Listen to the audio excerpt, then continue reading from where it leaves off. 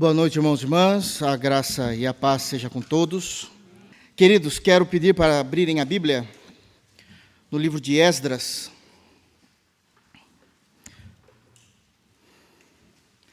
Esdras, capítulo 6.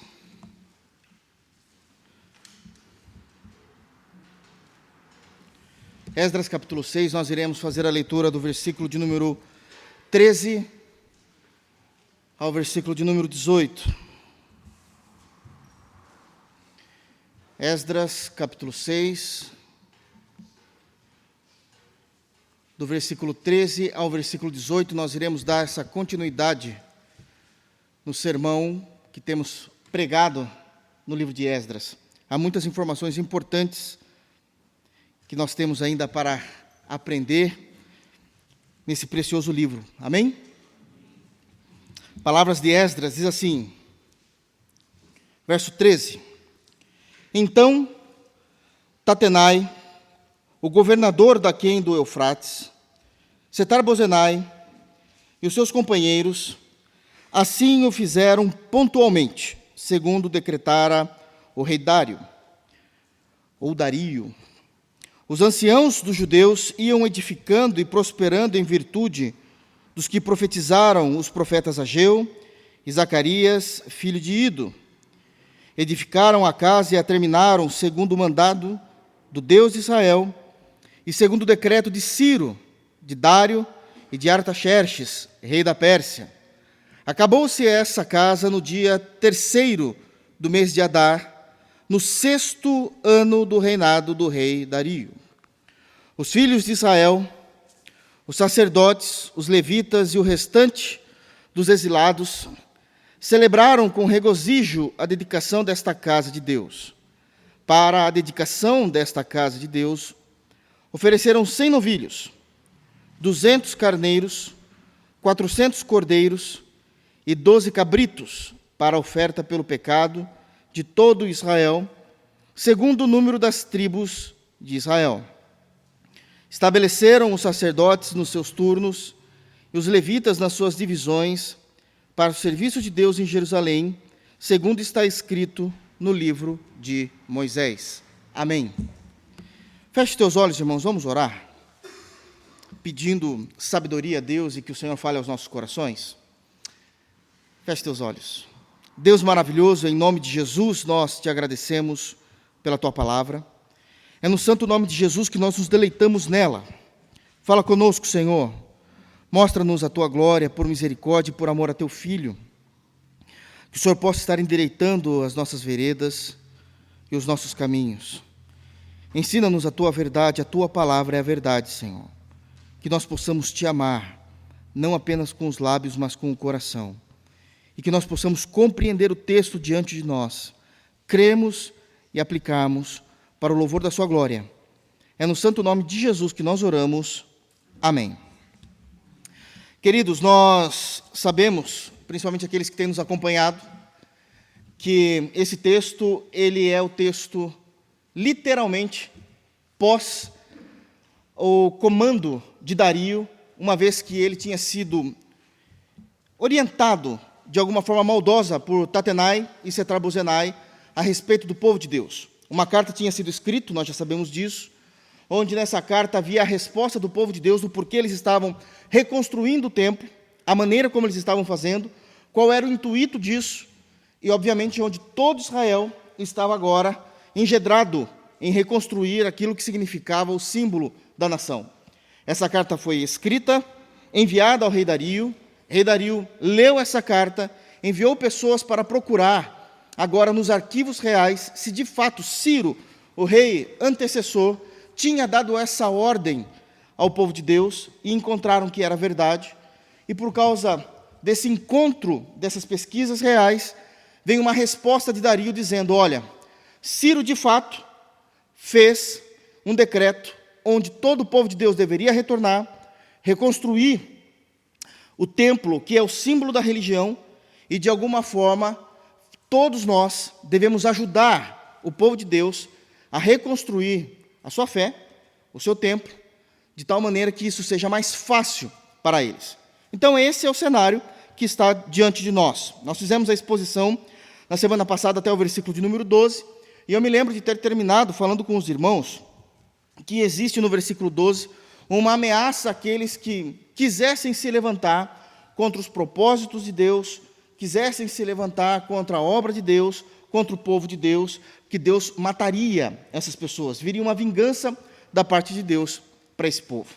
Geralmente, quando nós olhamos para os filmes de Hollywood, quando se chega no momento apoético ali, ou apoteótico, perdão, de uma grande vitória, termina-se o filme. Algumas vezes termina-se felizes para sempre, e nós não sabemos como é que continuou. Deus ele deixou essa assinatura também na história. Nós sabemos como é que continua após o decreto de Deus através de Ciro e de Dario. O que é que o povo de Deus fez? E nós temos então lições importantíssimas diante de nós, durante todo o livro, mas principalmente nos versos de 13 a 18. O que é que aconteceu? Qual foi a reação do povo? Como é que Deus continuou se manifestando no meio do povo?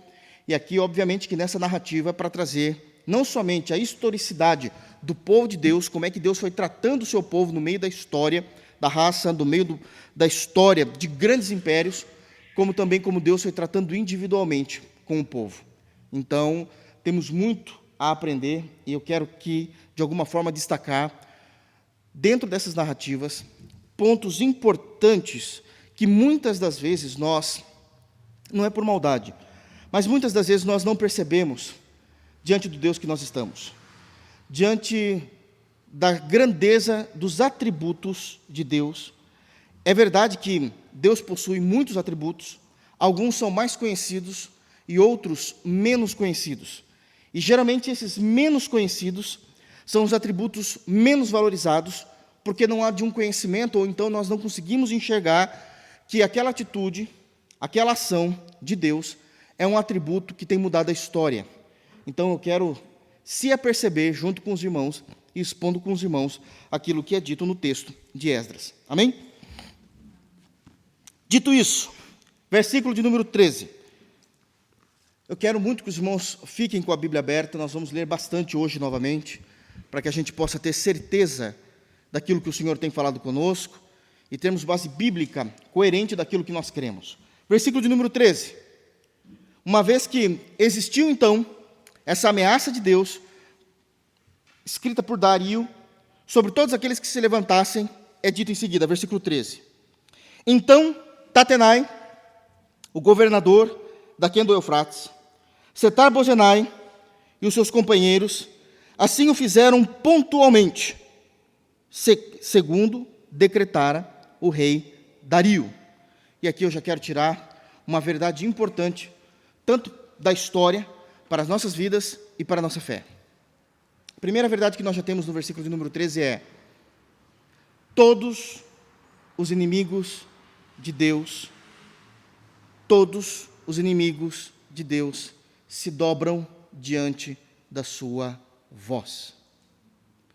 Todos os inimigos de Deus se dobram diante da sua voz. Perceba como o texto está tratando. Agora nós temos conhecimento de quem é Tatenai e quem é Setar-Bozenai.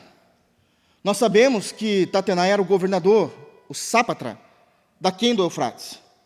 Era ele que comandava e mantinha toda a ordem e a economia de todo o reinado persa do lado de cá do Eufrates. É ele também que tinha se levantado para atribular o povo de Deus. É ele que tinha encabeçado a grande obra de se escrever uma carta e paralisar a reconstrução, paralisar a vida espiritual do povo de Deus. Uma vez que ele tentou de todas as formas, forjando de todas as formas, Dario descreve um decreto por meio de Deus dizendo: deixai-os. E pontualmente vocês precisam abrir mão de tudo o que vocês estão fazendo a partir de agora. Inimigos sempre vão se levantar. Mas eu quero trazer aqui, rapidamente, 3 compreensões a respeito dos inimigos de Deus. Primeiro, os inimigos eles se levantam contra o próprio Deus. Os inimigos se levantam contra o próprio Deus. Na história, nós temos percebido que não apenas eles continuam se levantando como sempre se levantaram, mas agora eles estão cada vez mais audaciosos, perdendo o respeito. É incrível como os inimigos de Deus usam as coisas santas para satirizar. É incrível como os inimigos de Deus usam da palavra de Deus para satirizar. Inimigos se levantam contra Deus, contra tudo que se chama Deus. Os inimigos querem satirizar a ideia de Deus. Alguns tentaram matar Deus. Alguns pensadores, alguns filósofos tentaram na academia matar a Deus. Deus está morto, alguns dizem, e defendem isso, tentando tecer teses e mais teses. Alguns outros não se levantam necessariamente contra Deus, mas eles se levantam contra os propósitos de Deus. Contra os propósitos de Deus. Está escrito a respeito de determinado assunto, e os inimigos vão tentar destruir esses propósitos. Hoje, explicitamente querem destruir, se naquele tempo era destruir a obra do templo, que significava onde Deus iria visitá-los e agir no meio deles, viver no meio deles, hoje eles querem destruir família, moral, direito. Eles querem destruir aquilo que é o correto, querem destruir a biologia, desconstruir uma biologia. Como é que faz isso? Tem que ser inimigo de Deus. Querem destruir a igreja, alguns do lado de fora, outros do lado de dentro. Querem destruir a igreja. Quando eles não se levantam contra Deus, quando eles não se levantam contra os propósitos de Deus, eles se levantam contra o povo de Deus. E aqui é merecido maior cuidado. Porque se eles se levantam contra Deus, Deus sabe se defender. Se eles se levantam contra os propósitos de Deus, Deus decretou. Não há nada que possa impedir. Agindo Deus, quem impedirá? É verdade. Haverá perseguições, tribulações, mas ainda assim o propósito de Deus continuará o mesmo. Mas quando se levantam contra o povo de Deus, muitas vezes a gente pode falhar. A gente pode estremecer. Você se lembra de Pedro? Aquele que tinha dito que mataria pelo Senhor e acabou negando 3 vezes?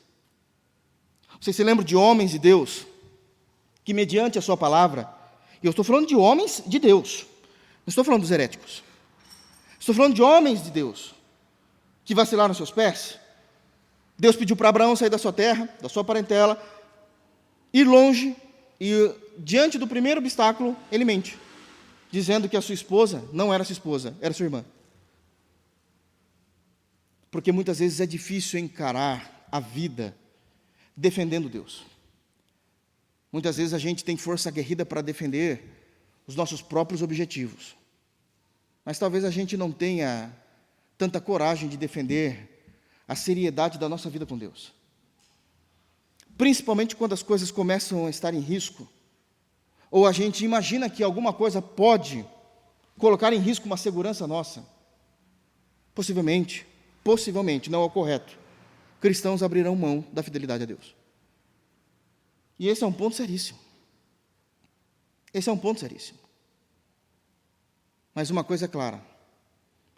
Quando Deus falou, todos eles se submeteram. Tatenai tinha sido uma pessoa terrível na vida do povo de Deus. Deus o derrubou. Deus o derrubou com um decreto. Deus o derrubou com uma palavra. Setar-Bozenai já também não tinha mais autoridade junto com Tatenai, porque todos se dobram diante da voz de Deus. E é exatamente esse o ponto do versículo 13 que eu queria conversar com vocês hoje. Pelo menos no verso 13. Eu sei que é maravilhoso nós discutirmos a respeito da onipotência de Deus, que é um atributo, a respeito da onipotência, a respeito da onipresença. Mas e quando a gente tem que discutir a respeito da voz de Deus? O que é que nós achamos dessa voz? O que é que a Bíblia fala sobre isso? E aqui eu quero convidar os irmãos a abrirem no Salmos 29, para que nós possamos apreciar a verdade contida nas Escrituras a respeito desse assunto. Em Salmos 29, Davi, ele está glorificando a Deus por quem Deus é, mas durante todos os Salmos, ele vai discorrer a respeito da voz de Deus. E eu já inicio dizendo que quando Davi escreve esse salmo, o que ele tem em mente é contemplar e fazer com que todos os crentes em Deus contemplem que a voz de Deus é totalmente diferente da voz de qualquer ser humano. seja ele o mais simples, seja ele o mais poderoso. Que a voz de Deus é totalmente diferente, seja aquele ser humano mais inocente na perspectiva moral humana, por ser uma criança, ou aquele que é mais maduro e por isso é tomado por nós como uma pessoa sábia. A voz de Deus se diferencia de tudo isso. E Davi começa esse salmo, esse cântico, tributando a Deus o louvor, a adoração, e ele vai começar, de alguma forma, a focar na autoridade, na majestade que há na voz de Deus. Davi não é o único que faz isso. Davi não é o único. Durante todas as Escrituras, nós vamos perceber os profetas falando a respeito, com carinho e com temor, da voz de Deus. Nós vamos ver Jó falando da voz de Deus. Jó, ele fala que ele não consegue entender. Ele vai dizer no capítulo 37, no versículo 5, dizendo: porque Deus troveja maravilhosamente a sua voz, fazendo coisas que eu não consigo entender, porque é altíssimo demais. Mas a maneira como Deus faz, muitas vezes é de uma forma límpida, mas nós não conseguimos ainda dar ouvidos, porque há comichões neles. Olha como Salmos trata desse assunto. Salmos 29, verso 1, nós vamos ler todo o Salmo. Olha o que é dito, a gente vai lendo e explicando.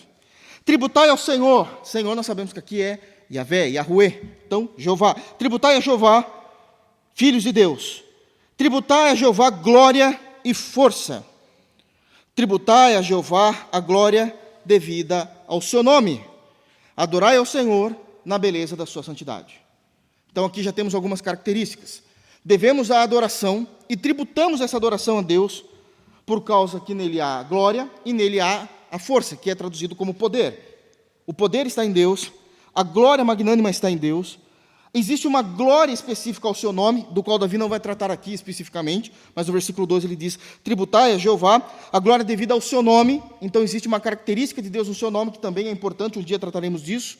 Adorai ao Senhor na beleza da sua santidade. A santidade de Deus, ela não é somente uma santidade separativa.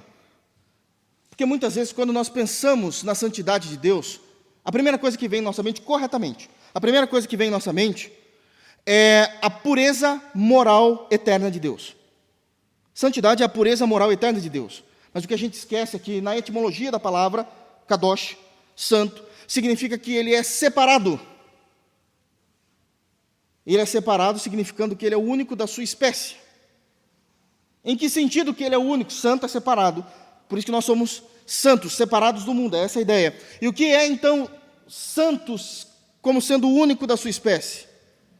É que nada se compara a ele, que não há nada igual a ele, mas que também não há a hipótese alguma de Deus relacionar com o pecado humano.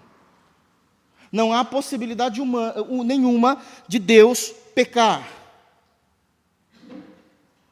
De Deus pecar.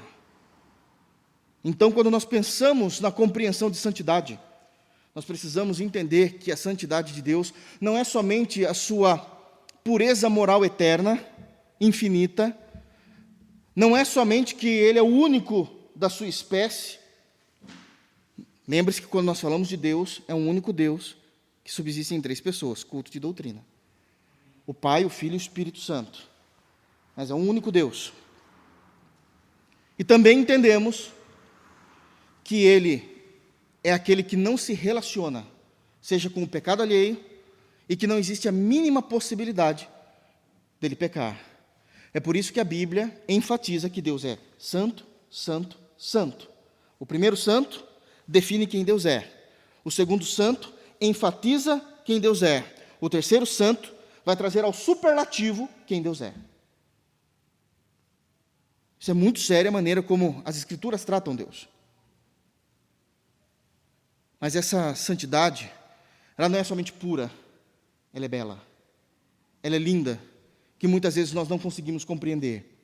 Davi entende isso e coloca isso na sua adoração, na beleza da sua santidade. Agora ele muda o foco, ele vai para o foco que ele quer.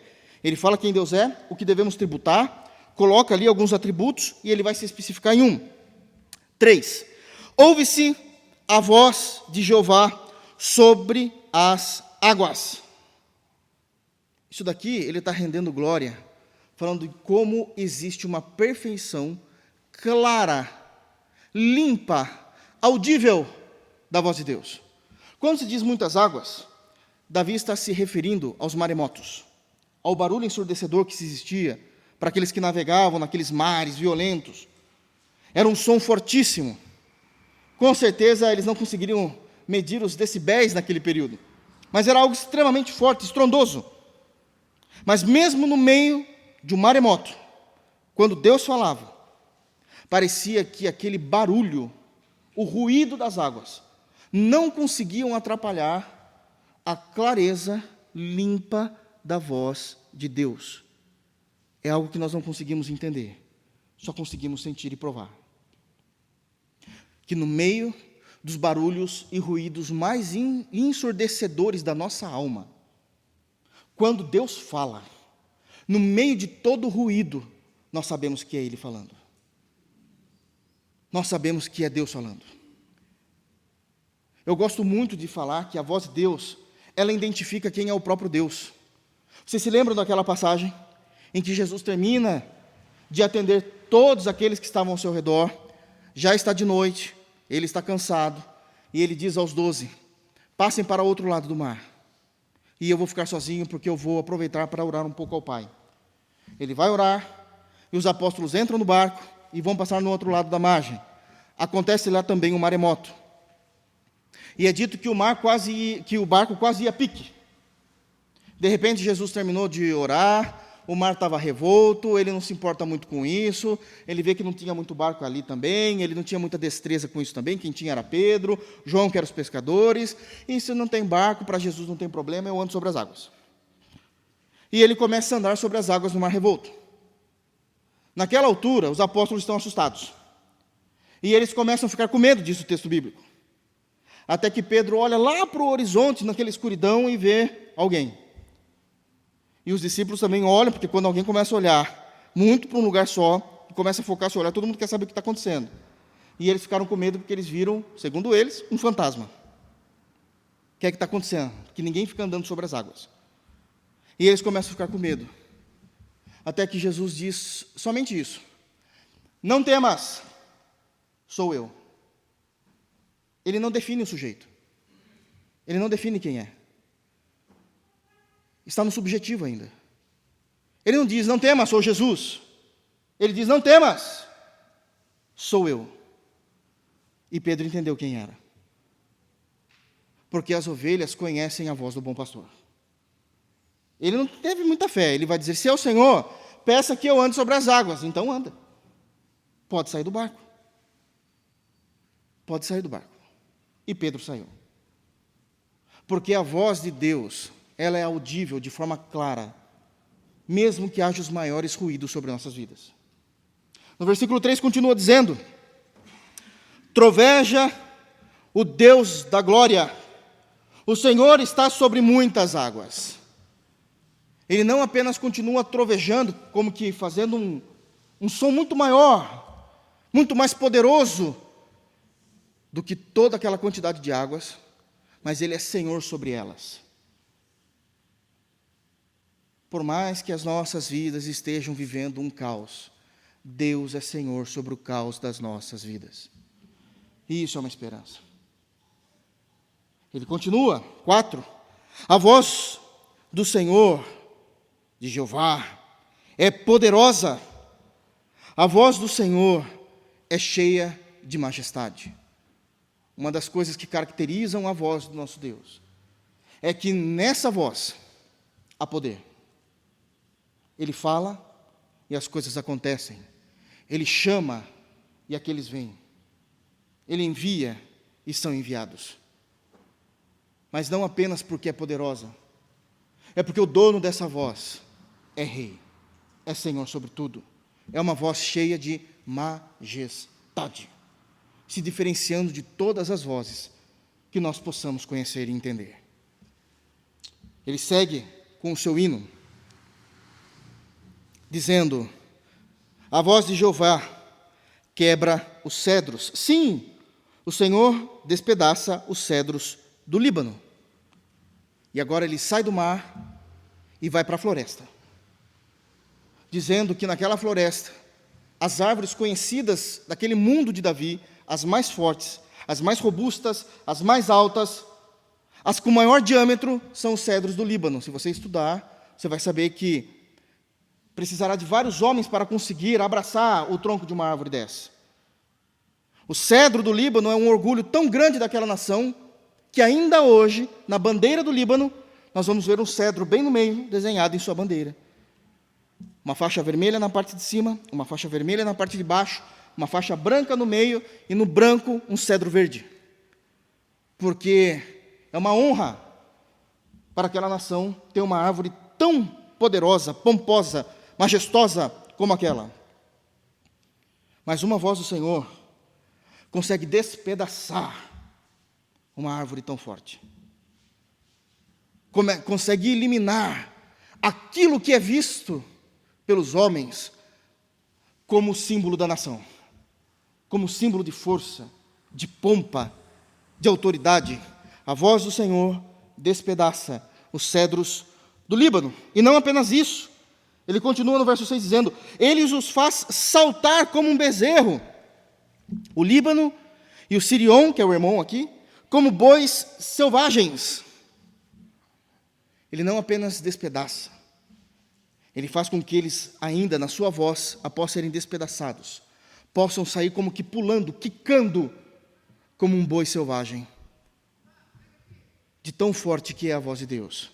E aqui ele demonstra que a voz de Deus é poderosa sobre os mares, mas também a voz de Deus é poderosa também entre as florestas mais fortificadas que se possam haver, no conhecimento do período de Davi.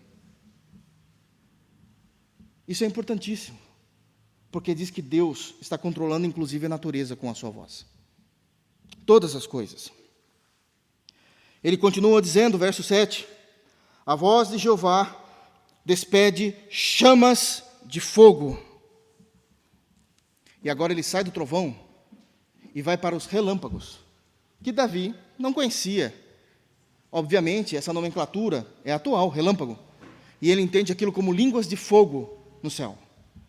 E ele está dizendo que a voz do Senhor reparte essas línguas de fogo. Ele tem o poder de parar um relâmpago. Ele tem o poder de fazer um relâmpago continuar. Em algumas traduções vai dizer que a voz do Senhor consegue cortar essas chamas de fogo, fazendo com que se abra em vários veios um relâmpago. Deus consegue controlar exatamente a trajetória de um relâmpago. Porque Deus tem autoridade sobre o mar, Deus tem autoridade sobre as florestas, Deus tem autoridade no céu. Tudo controla com sua voz. Ele continua dizendo, a voz do Senhor, 8, a voz do Senhor faz tremer o deserto, o Senhor faz tremer o deserto de Cádiz. E ele sai do céu e vai para o deserto. E no meio do deserto, aquele lugar árido, em que não há vida, séquito, terrível, agreste, Deus faz tremer aquele deserto. Deixa eu interpretar isso aqui melhor para os irmãos. O deserto sempre foi visto como um lugar de sofrimento. O deserto não pode ser enxergado nas Escrituras como nós enxergamos no século 21. A gente tem equipamento, tem meio de locomoção, tem como sobreviver. A gente também não está falando do período de Jesus. A gente está falando de quase 700 anos ainda antes de Cristo. O deserto é lugar de morte. Muitos poucos sobreviveriam no deserto. Porque o deserto é um lugar que faz o ser humano sofrer. Mas Deus é acima do deserto, porque Deus faz o deserto tremer. Esse tremer não é balançar, esse tremer é gemer de dor. Aquele que causa dor em você é aquele que se submete ao Deus que você serve. Deus pega o deserto com a palma da sua mão e o faz gemer de dor. O deserto de Cádiz, inclusive, que era o maior deserto que eles conheciam na época. Nada é páreo para a voz do nosso Deus. Tudo isso Deus faz sem se levantar do trono, apenas com a autoridade da sua voz. Apenas com a autoridade da sua voz. Entende por que o anjo vai dizer a Maria, no contexto em que ele vai anunciar a gravidez de Maria sobre Jesus Cristo, e ele diz: não importa que você não tenha tido ainda relacionamento sexual. Maria estava preocupada com isso. Como pode isso? Sou virgem. Ele diz: esquece. Para Deus, nada é impossível. Para Deus, nada é impossível. Continua-se o texto, e esse louvor maravilhoso. Ele diz no verso 9: a voz do Senhor faz dar cria às corças, e desnuda os bosques, e no seu templo tudo diz glória. Sai do deserto, vai para a fauna. E ele também diz que é Deus que controla cada gestação de cada animal no âmbito dessa natureza. É Ele que está controlando soberanamente cada gestação de cada animal. É Ele que faz as copas das árvores estarem frondosas, mas é Ele também que faz elas serem desnudadas no seu período e no seu tempo. E no templo deles, que templo, pastor? No templo da criação, toda a criação se submete ao céu. Esse é o templo da criação. Toda a criação olha para o nosso Deus e diz: glória. A Deus seja a glória. Como é que nós não conseguimos dar glória a Deus por tudo? Como é que pode? 10. O Senhor preside os dilúvios. Os judeus sabiam muito bem disso, né? O Senhor preside os dilúvios, as catástrofes que possam acontecer. Como rei, o Senhor presidirá para sempre. Todas as coisas estão no seu controle da sua voz. O Senhor dá força ao seu povo. O Senhor abençoa com paz ao seu povo. No meio de tudo isso, Davi traz uma palavra de esperança. É esse Deus que decidiu abençoar o povo da aliança. É Ele que trará paz ao povo da aliança, descanso ao povo da aliança. Não tem nada que possa pará-lo. Deus seja louvado. O texto não diz isso, mas eu quero me aventurar um pouquinho com os irmãos numa teologia um pouquinho mais profunda a respeito do que está sendo dito aqui. Na semana passada, é culto de doutrina, eu tenho essa liberdade. Na semana passada, enquanto eu pregava, eu falei que um dos culpados pela demora de Jesus se manifestar em carne foi Judá. Vocês se lembram disso? Porque Judá teve um filho com a sua nora. Esse filho era bastardo. E era dito na lei de Moisés, em Deuteronômio, capítulo 23, que todo aquele que nascesse bastardo levaria 10 gerações para ser considerado uma cerimônia importante do povo de Deus. O que eu não disse é que quando começa-se essa contagem novamente de Judá, foi com Davi. Foi com Davi. O povo queria Saul, mas é dito que Saul era o benjamita. Não podia ser o filho da aliança, porque Jacó tinha abençoado Judá, e não Benjamim, para que dele tivesse sempre o cetro e o trono. Vocês se lembram disso? Demorou-se 10 gerações, para Deus consertar o que o homem havia cometido de errado. E agora, então, Deus vai falar para Samuel, o sacerdote da época, dizendo: vai até a casa de Jessé, e você vai ungir um dos filhos de Jessé. E, obviamente, que Samuel, como qualquer ser humano aqui presente, iria fazer exatamente como ele fez. Vamos ver aqueles que, aos nossos olhos, têm garantia de ser um bom rei. E a gente percebe que a nossa visão sobre as coisas e a visão de Deus sobre as coisas são totalmente diferentes. Até que ele vai passar ali por uma rápida entrevista com os 6 primeiros, até que tem o 7º. E é Davi. E o Senhor diz: é ele. É ele. Isso está lá em 1 Samuel, capítulo 16, capítulo 17. Que seja Davi. O que a gente às vezes passa desapercebido, eu gosto dos detalhes. Porque a Bíblia é cheia de detalhes. A gente já pregou aqui na exposição de Esdras que Deus é um Deus de detalhes. Deus tinha pedido para Samuel ungir Davi rei. E foi exatamente o que Samuel fez. Senhor, é esse mirradinho aqui mesmo? Sim, é esse mirradinho mesmo. Bom, se o Senhor está falando, eu vou ungir. E ele enche a sua vasilha de óleo e derrama óleo sobre a cabeça de Davi. Naquele momento, é dito no texto de 1 Samuel, que ele foi ungido rei, mas tem uma vírgula. E o texto continua dizendo assim: e o Senhor o ungiu com o Espírito Santo, com poder. A unção sacerdotal da lei, seria compreendida isso, era para que Davi fosse rei. Mas Davi trouxe uma segunda unção, Deus trouxe uma segunda unção sobre Davi, que era que ele fosse cheio do Espírito Santo, cheio de poder de Deus. E isso foi muito específico apenas sobre Davi. Aos seus filhos é dito que eles foram apenas ungido rei. Por isso que continua a dinastia. Mas em Davi, ele foi cheio do Espírito Santo, e ali Deus estava dando um dom para Davi. Deus estava dando um dom. O dom que Deus deu para Davi era o dom da música.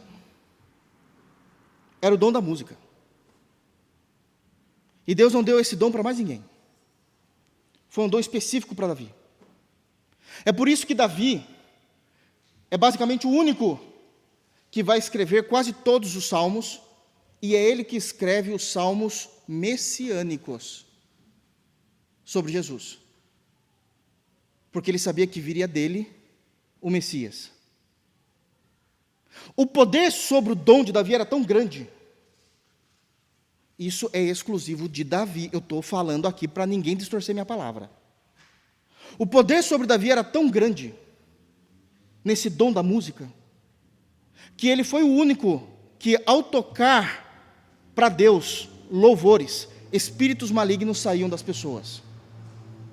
Nunca mais aconteceu isso na história. A igreja do Novo Testamento foi dada a autoridade de expulsar demônios no nome de Jesus, e somente no nome de Jesus. Mas com Davi, quando ele tocava, espíritos malignos saíam das pessoas. E isso aconteceu inclusive com Saul. Está lá no texto, irmãos. E isso aconteceu inclusive com Saul. O que eu quero dizer com isso? É que quando a gente lê salmos, principalmente os salmos de Davi, nós não nos damos conta que são essas as músicas que ele cantava para Deus.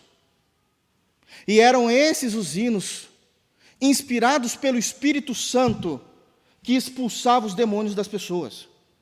E que quando a igreja canta os salmos, é esse mesmo poder que havia naquele período de Davi, que passa a existir no meio do culto da igreja. Deus recebe o seu louvor e a sua adoração por outros hinos que são teologicamente corretos, não temos dúvida disso. Mas não há nenhum hino que possa ser escrito que chegue no mesmo poder dos salmos escritos por Davi, porque Deus deu um dom exclusivo para Davi. E quando nós cantamos os salmos, a igreja se reúne para cantar os salmos. O mesmo poder de Deus que existia naquele período é o poder que está no meio da igreja, e muitas vezes a gente não se percebe disso. Isso é seríssimo. Não se esqueçam que quando nós lemos o Salmo 29, por exemplo, era com essa letra que Davi adorava ao Senhor Deus. Ele cantava esse hino para Deus. Demônios saíam de perto. Tamanho era o poder de Deus nos salmos de Davi, nas músicas de Davi. Não porque ele era Davi, porque Deus quis dar a ele esse dom. E não havia nada de inimigos de Deus perto de Davi, enquanto ele tocava a sua harpa e cantava esses salmos. Por isso é importante, nós, como Igreja Batista, reformada, palavra viva, nós não somos exclusivistas, só cantamos salmos para Deus. Não, mas nós temos conhecimento, que faz parte da igreja, cantar no louvor a Deus os salmos, todos eles, inclusive os de Davi. Isso é extremamente importante. Há um som diferente. Há uma glória diferente que o próprio Deus destacou para Ele mesmo. E a gente respeita porque foi assim que Deus quis. Isso é extremamente importante. Estou mostrando para os irmãos biblicamente isso. É que muitas vezes aqueles que amam estudar também, na fúria de ser somente acadêmico, perdem os detalhes da espiritualidade cristã, da espiritualidade dos textos bíblicos. Isso é extremamente importante. Extremamente importante. Voltando para Esdras. Versículo 14.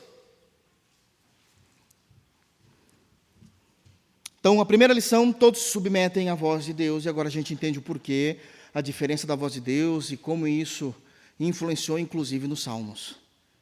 A voz de Deus é tributada nos Salmos, num cântico que Deus deu a Davi, pelo Espírito Santo, para que Deus fosse engrandecido através, não apenas do seu nome, não através da sua honra, da sua glória, da sua força, mas também através da sua voz. Verso 14, diz, os anciãos dos judeus iam edificando e prosperando em virtude dos que profetizaram os profetas Ageu e Zacarias, filho de Ido. Edificaram a casa e terminaram segundo o mandado do Deus de Israel e segundo o decreto de Ciro e de Dario e de Artaxerxes, rei da Pérsia. Em segundo lugar, uma segunda verdade, o Deus que conclui as suas promessas. O Deus que conclui as suas promessas. E isso daqui é algo maravilhoso. É algo tremendo. Por toda a Escritura, aonde você queira procurar a respeito de Deus, você vai ver Deus cumprindo todas as suas promessas. Tudo aquilo que Deus decidiu em seu coração realizar, Ele cumpriu. Sejam em níveis de decreto, sejam em níveis de promessa. Decreto, Deus definiu que iria terminar a criação, terminou a criação em 6 dias. Deus definiu que iria terminar todo o bojo doutrinário, Deus terminou a doutrina no Apocalipse. Não podemos mais acrescentar ou tirar absolutamente nada. Toda revelação, toda profecia, após Apocalipse, ela deve ser julgada. Ela não deve ser crida de imediato, porque Deus terminou já a sua doutrina, fechou o cânon. Ele propôs no seu coração que enviaria em Gênesis a semente da mulher, e assim se foi, apesar que isso também é promessa. Mas como decreto ele tinha dito isso. Quando vamos para a promessa, Deus definiu em promessa a Abraão que faria de Abraão uma grande nação. Isso não aconteceu? Isso é histórico. Deus definiu que tiraria o povo do Egito e levaria para Canaã. E assim se fez. Agora, em nível de promessa, Deus prometeu que enviaria um Salvador. E esse Salvador veio. Todas as coisas que Deus definiu em seu coração, Ele cumpriu, Ele terminou, Ele concluiu. E isso é uma segurança para nós, porque há uma historicidade em Deus. As Escrituras testemunham quem é o Deus da aliança. As Escrituras deixam claro quem é o Deus da aliança. Mas existem ainda promessas que não foram concluídas, mas estão no processo. Abram, por favor, em Filipenses. Isso aqui todo mundo conhece. Filipenses, capítulo 1. Filipenses, capítulo 1, versículo de número 6. Filipenses 1, 6. É dito, Paulo dizendo aos crentes de Filipo: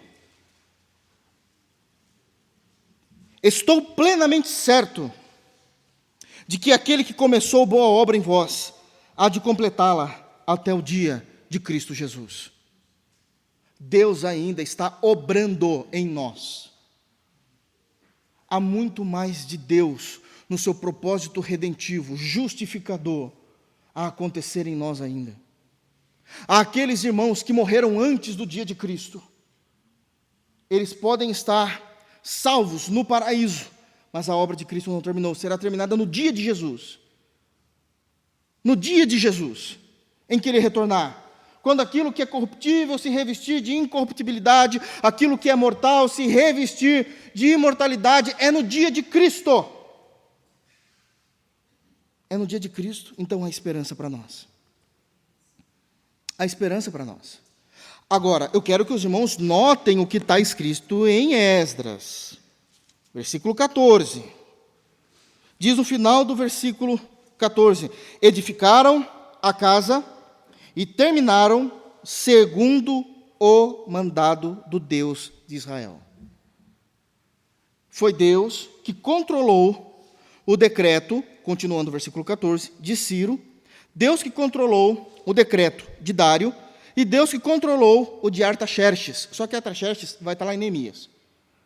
Não foi necessariamente a cidade, foi os muros que ele ali ajudou. Quando a gente chegar em Neemias, a gente fala disso. Mas era Deus o tempo todo por detrás disso. Tudo aconteceu debaixo do mandado do Deus de Israel. E aqui eu tenho uma palavra para o seu e para o meu coração.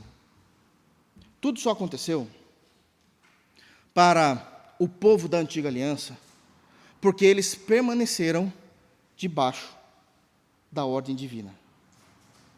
Da ordem divina. Todas as vezes que o povo saiu debaixo da ordem divina, Deus iria cumprir o seu propósito. Podia retardar a demora, obviamente, o cumprimento. Sofreriam a punição por causa disso, porque para Deus tudo é um ponto pedagógico para nos ensinar. Só Deus para ter essa paciência. Só Deus para ter essa paciência. Mas enquanto eles estavam debaixo da tutela de Deus, eles tinham o cuidado de Deus, a provisão de Deus, a orientação de Deus e os milagres de Deus. Todas as vezes que o povo estava debaixo do mandato de Deus, eles tinham essas 4 características da vida, da experiência da vida em Deus, e hoje podemos falar da vida em Cristo, baseado nesses pontos. Olhem para o deserto. Quando saíram do Egito, todo o povo, mais de 2 milhões de pessoas, estavam debaixo da tutela de Deus, do mandado de Deus, e por isso, eles tinham o cuidado de Deus. Quando nós analisamos os textos, é dito que nenhuma alma se perdeu, ninguém se perdeu do povo, ninguém foi assassinado por alguém de fora. Deus cuidando o tempo todo num deserto durante 40 anos. Isso é quase que uma impossibilidade por definição. Somente Deus pode fazer isso. Eles não tiveram apenas o cuidado, eles tiveram a provisão, o maná que caía diariamente, exceto aos sábados, na porta da casa, da tenda deles. Quando estiveram com sede, água saiu de uma rocha, de uma rocha, de uma rocha. No deserto, eles não tinham nenhum shopping para eles comprarem roupa. É dito que Deus fazia conservar a roupa no corpo deles, de tal maneira que as crianças, conforme iam crescendo, a roupa ia crescendo juntos, as sandalinhas iam crescendo juntos. Deus é o Deus da provisão, mesmo quando existe uma impossibilidade, porque é Deus. Nós vemos a orientação, nós temos a orientação de Deus. Durante o dia, o Senhor nos guiava com uma nuvem. Durante a noite, numa coluna de fogo. Não somente cuidando, mas orientando aonde eles deveriam estar. Quando a nuvem ou a coluna, de acordo com o dia ou com a noite, parava, eles deviam parar. Quando a nuvem começasse a andar ou a coluna começasse a andar, eles deveriam andar. Deus orientando. O que o povo fazia? Murmurava. Lamuriava. Debaixo do mandato de Deus nós temos os milagres. Eu poderia citar os mesmos. O maná, a água da rocha, a roupa no corpo. Mas o que dizer, irmãos, o que dizer das cordonizes, quando eles quiseram comer carnes, e Deus enviou as aves para eles comerem? O que dizer da abertura do Mar Vermelho? Quando o inimigo estava atrás, eles atravessaram de forma segura.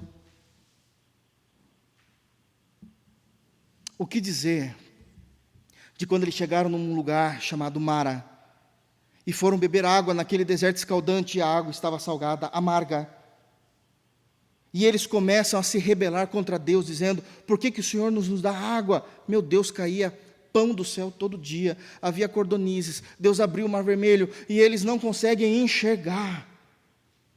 Não conseguem enxergar. E eles reclamam a Moisés: até quando vamos passar sede? E Moisés diz, e Deus diz para Moisés: Moisés, está vendo aquele lenho? Aquele pedaço de madeira? Estou vendo, Senhor. Pega esse lenho e joga na água. Quando você jogar esse lenho na água, a água vai se tornar doce, cristalina, boa para se beber. E Deus fez isso, não apenas matando a sede de 2 milhões de pessoas, Deus faz isso de forma pedagógica, dizendo: vocês, que Deus fala dessa forma, com o povo do Antigo Testamento, vocês são amargos, como essa água. Vocês são podres como essa água. Vocês são intragáveis como essa água. Mas quando o madeiro tocar em vocês, aquele que Moisés já tinha escrito que maldito era todo aquele que estivesse pendurado no madeiro. Quando o madeiro tocar em vocês, vocês serão transformados. E serão doces, como a água que eu acabei de tornar. Deus sendo provocado à ira. E no coração de Deus havia a misericórdia de ensinar o que Deus faria com o seu povo um dia. A pedagogia de Deus nos constrange. A pedagogia de Deus nos constrange. Continuando, verso 15. Acabou-se esta casa no dia 3º do mês de Adar, no 6º ano do reinado do rei Dario. Em terceiro lugar, nós temos uma verdade importantíssima aqui. Sim, a conclusão das promessas de Deus, mas a perseverança do povo do Senhor. Deus vai concluir, mas precisa haver perseverança. Eu quero destacar exatamente o que está no texto aqui. O texto deixa claro que eles estão se referindo apenas aos 6 primeiros anos do reinado de Dario, ou aos 6 últimos anos da construção ou da reconstrução do templo. Da reconstrução do templo. Foram mais do que isso. Foi um momento e um período da vida do povo de Deus dificílimo. Esses 6 últimos anos foi de grande tribulação, foi de angústia. Se os irmãos voltarem, por favor, no capítulo 4, olha o que acontece. No capítulo 4, eles estavam reconstruindo, começam a reconstrução, e existe, nesse momento, pessoas tentando se infiltrar na fé, se infiltrar na obra, sendo inimigos. Olha o que é dito no versículo 4. Ouvindo os adversários de Judá e Benjamim, que os que voltaram do cativeiro edificavam o templo ao Senhor, Deus de Israel, chegaram-se a Zorobabel e aos cabeças de família e lhe disseram: deixai-nos edificar convosco, porque como vós buscaremos a vosso Deus, como também já lhe sacrificamos desde o dia de Esar-Hadom, rei da Síria, que nos fez subir para aqui. Nós já pregamos sobre isso. Inimigos tentando se infiltrar. No final do capítulo 4, olha o que é dito no final do capítulo 4, versículo 23. Depois de lida a cópia da carta do rei Artaxerxes perante Reum, Sinsai, o escrivão, e seus companheiros, foram eles apressadamente a Jerusalém, aos judeus, e, de mão armada, os forçaram a parar com a obra. Cessou, pois, a obra da casa de Deus, a qual estava em Jerusalém, e isso até o 2º ano do reinado de Dario, rei da Pérsia. Dario sobe ao trono, para-se a obra. Vai voltar só depois do final do 2º ano. E o povo precisando fazer aquilo que Deus tinha mandado. Tempo de tribulação. Não conseguindo caminhar, não conseguindo ir para frente. Isso é sério demais. Isso é sério demais. Início do capítulo 5. Como se não bastasse. Os profetas Ageu e Zacarias profetizam dizendo: olha, continue a obra, mas está proibido. Eu estou dizendo continue. E eles continuam, mas não é com facilidade. Isso não é com facilidade. No versículo 3 diz que nesse tempo em que eles começaram a reconstruir, no verso 3, veio a eles, e é a primeira manifestação desses dois, Tatenai e Setar-Bozenai, para perguntarem por que eles estavam reconstruindo novamente. O dito do rei era pare, e eles continuaram. E durante esses 4 anos, somando com os 2 primeiros, esses últimos 4 anos, foi um tempo e um período de angústia, de reconstruir com medo, com retaliação. O tempo todo, todos os dias, o povo de Deus se levantava ao alvorecer, sabiam que tinham que reconstruir e dizia: meu Deus, a gente vai encarar os homens do rei. Será que alguém vai morrer? O que eles vão falar? Eles estão contra nós durante 4 anos. E aqui era necessário a perseverança na fé, na obediência em Deus. É isso que diz o texto no capítulo 6. Acabou-se essa casa no dia 3º do mês de Adar, no 6º ano do reinado do rei Dario, porque todo esse tempo Tatenai e Bozenai estava, juntamente com outros homens, destruindo a paz do povo de Deus, destruindo a paz do cumprimento dos projetos de Deus. Isso é seríssimo. Isso é seríssimo. Irmãos, eu não costumo fazer isso, mas tenham reverência com a palavra de Deus, com o sermão. Prestem atenção no sermão. Não fica no celular, não. Isso é pecado. Isso é pecado.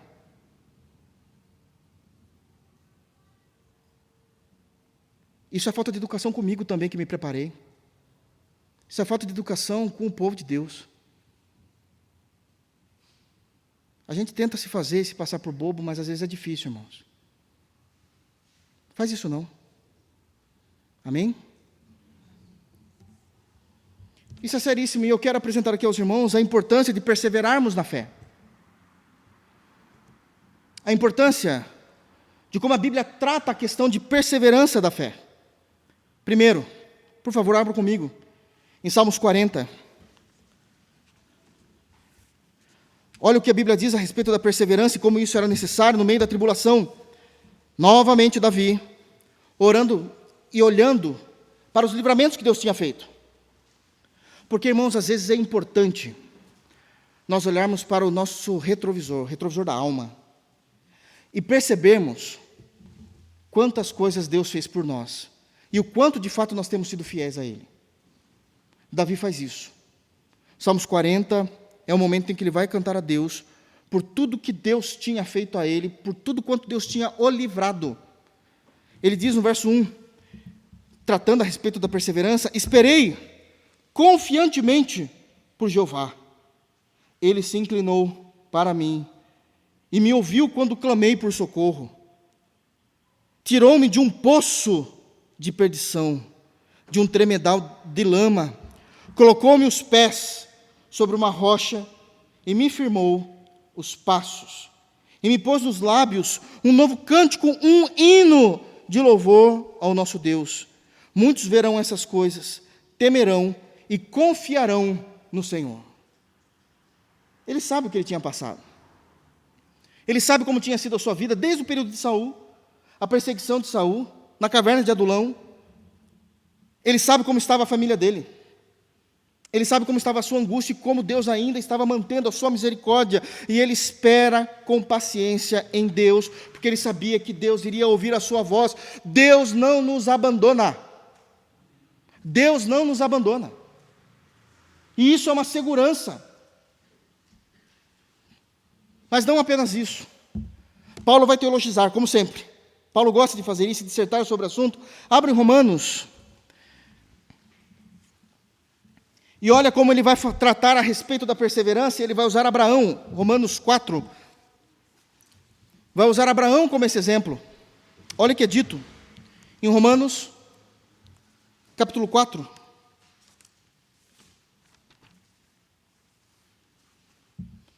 Verso 18.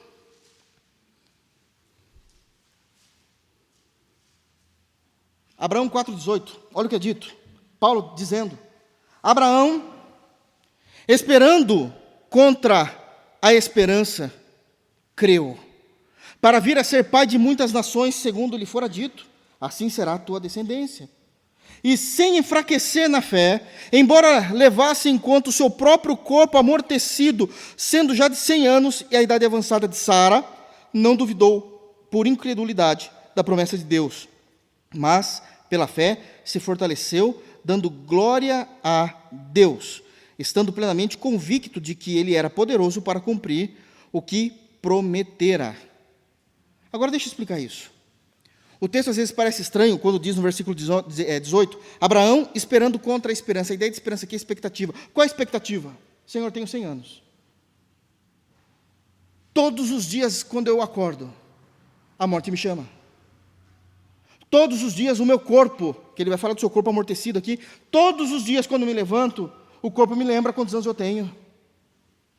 Quando eu olho para minha esposa, por mais que eu a ame, eu sei quantos anos ela tem, eu sei das dores que ela reclama, eu sei da fadiga que ela tem, eu sei o quanto demora para ela fazer aquelas atividades domésticas que ela fazia rapidamente antes, e como ela demora para fazer isso hoje. A expectativa nossa é a morte, mas eu não estou desfalecendo, porque todos os dias quando eu levanto, por mais que eu olhe para o meu corpo e veja no meu corpo a morte me chamando, se o Senhor falou que o Senhor trará um filho, assim eu creio. E Deus trouxe um filho a ele. Mas isso não é o mais bonito da história. Abraão não tinha ideia do que estava acontecendo quando ele acreditou, quando ele creu. Olha o versículo de número 22. Olha o que é dito por Paulo por meio do Espírito Santo. 22. Pelo que isso lhe foi também imputado para a justiça. Abraão não tinha nas suas mãos as escrituras como nós temos. Abraão não tinha os profetas escritos. Abraão não tinha a lei de Moisés. Abraão é muito, muito antes de Moisés. Abraão não tinha, muito menos, o Novo Testamento, a Nova Aliança. Qual o único foco de fé que Abraão tinha? Somente a promessa. Nós temos a Bíblia toda. No período de Abraão, ele só tinha uma promessa: eu vou fazer de você uma grande nação. E aí Deus vai teologizar. Essa nação será bendita, porque dessa nação virá o descendente que eu vou salvar o mundo. Abraão está mais preocupado nesse momento com o seu problema imediato. Do tamanho de uma nação, são várias nações, um filho que vai vir. O senhor se esqueceu que eu não tenho filho, né? Quem que vai ser o meu herdeiro? O Eliasar, que é o rapaz que trabalha comigo? Não, não vai ser ele não. Vai ser um filho legítimo, biológico seu. Abraão creu na palavra de Deus. Abraão foi salvo por Deus porque creu na palavra. Isso lhe foi imputado como justiça. Abraão foi justificado pela fé que teve em Deus. Foi muito mais do que ter um filho. Foi muito mais, porque era tudo que ele tinha de Bíblia, de palavra, de norte para a sua fé nesse momento. E ele se apegou na única palavra que ele tinha de Deus. E ele creu em Deus. E ele foi salvo pela fé que ele teve em Deus. Percebe como isso é importante? Tiago, capítulo 5. Perseverança. Olha como Tiago vai traduzir isso na prática da igreja cristã. Tiago, capítulo 5, versículo 11.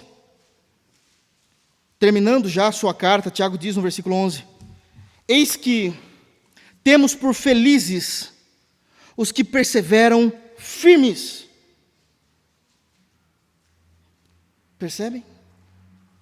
Isso é a ideia de perseverança. Os que permanecem, os que perseveram firmes. Tendes ouvido da paciência ou a perseverança de Jó. E aqui é lindo, porque Tiago está afirmando que Jó foi uma história real. Não é uma parábola como muitos teólogos, libertários, querem dizer hoje. Não, aquilo foi só uma parábola para significar alguma coisa. Não, isso é real. Isso é real. A Bíblia confirma isso.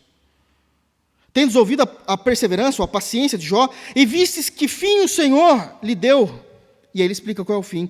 Porque o Senhor é cheio de terna misericórdia e compassivo. Deixa eu explicar isso. Tudo que Jó passou é verdade. Jó falhou e muito, mas Jó manteve a fé. Quase desistiu, mas manteve, foi perseverante. Reclamão. Quem não seria?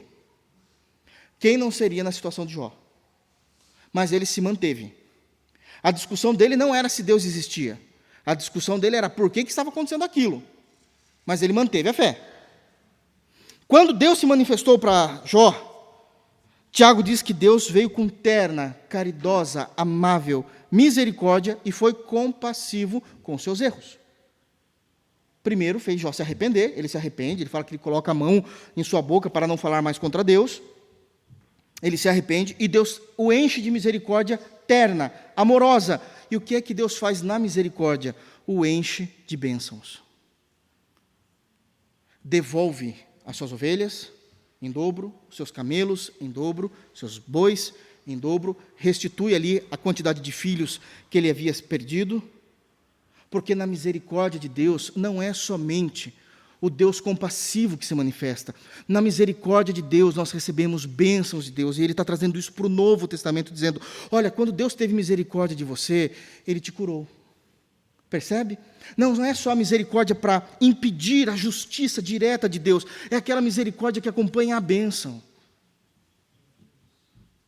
Não é só Deus ter deixado de o julgar por causa da sua misericórdia, é o Deus que abençoa junto com a misericórdia. Então, na misericórdia de Deus, Ele restaurou a sua vida.